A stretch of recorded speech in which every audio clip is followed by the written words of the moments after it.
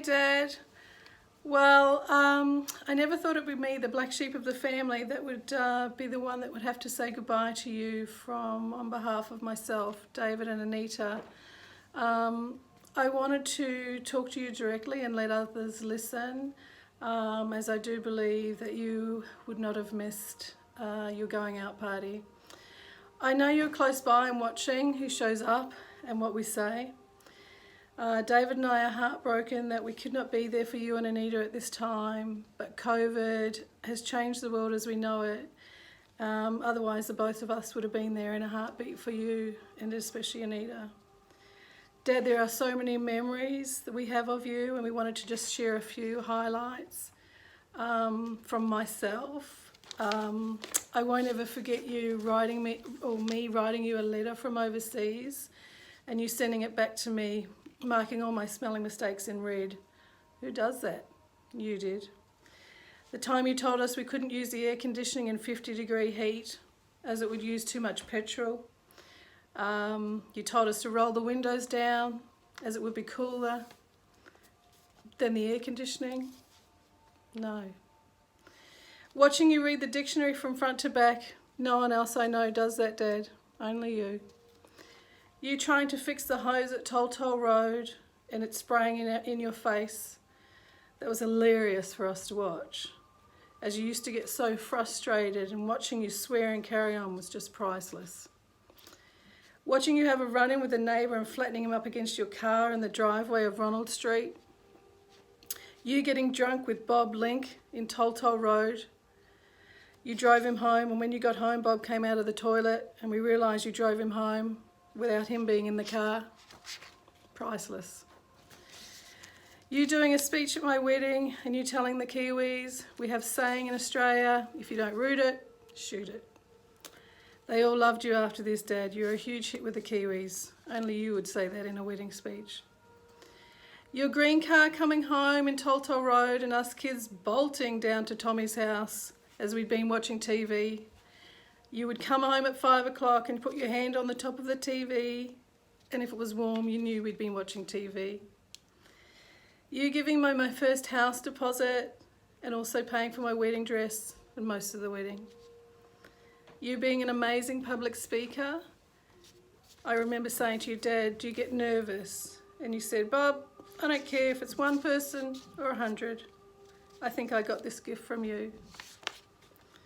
I've got a memory from Anita which I want to share with you, Dad. It was Jack and Fran's wedding, Jack and Fran's engagement party, and the invitation was for dress code formal. Auntie Mary and Uncle Ken were staying with you, and everyone was getting ready. Auntie Mary walked past your bedroom and saw that you'd laid all your clothes out carefully on the bed. She had a confused look on her face and said to you, Johnny, is that what you're wearing? And you go, yeah, that'll be fine. Unlike Anita, Auntie Mary was too polite to comment any further. Meanwhile, at the party, Anita was inside with her friend Jackie, who came running out and a horrified look on her face. Nate, your dad's here and you will not believe what he's wearing. Anita rolled her eyes and thought, how bad can it be? Anita went outside to greet Dad and nearly died. Johnny had turned up in his Ugg boots, tracksuit pants, and everyday blue jumper. Everyone was mortified, and needless to say, Johnny was the butt of everyone's jokes all night and for a long time afterwards. I've got a memory from Davo, Dad.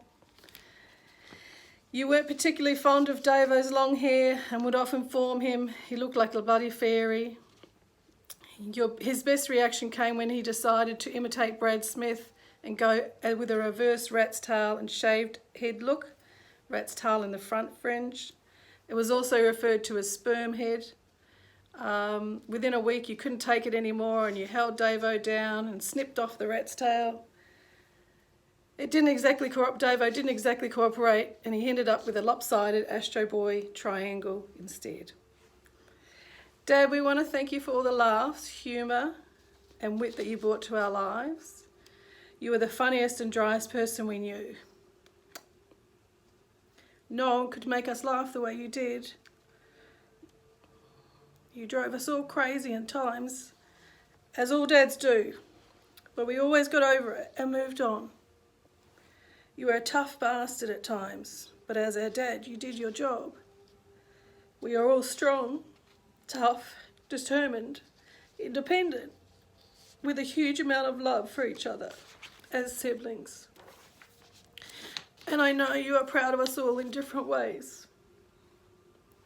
The three of us together laughing was one of your favourite things in the world to see. The thing is, Dad, at the end of the day, we're all going to miss you terribly. And in time, we will do what you asked us to do. Get on and look after our families the way you did for us.